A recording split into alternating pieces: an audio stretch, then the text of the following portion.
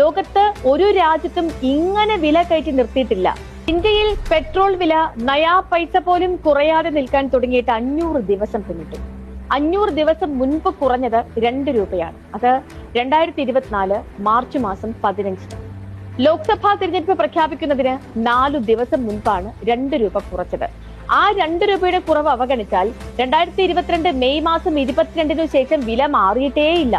അതായത് തിരഞ്ഞെടുപ്പിന് മുൻപ് 2 രൂപ കുറച്ചതൊഴിച്ചാൽ 1200 ദിവസമായി പെട്രോൾ വില മാറ്റമില്ലാതെ തുടരുകയാണ്. ഈ 3 വർഷവും 4 മാസവും കൊണ്ട് ആഗോള വിലയിലുണ്ടായ മാറ്റം അറിയാമോ? ഒരു വീപ്പയ്ക്ക് $116 നിന്ന് $65 കുറഞ്ഞു. രാജ്യാന്തര വില പകുതിയോളം കുറഞ്ഞിട്ടും 1 രൂപയുടെ പോലും കുറവ് ഇന്ത്യയിലെ പൗരന്മാർക്ക് ലഭിക്കുന്നില്ല. വിപണി വില അനുസരിച്ച് ഏറുകയും കുറയുകയും ചെയ്യുന്ന ഫ്ലോട്ടിംഗ് നിരക്കാണ് എല്ലായിടത്തും ബാധകമായിട്ടുള്ളത്. രാജ്യാന്തര വില $128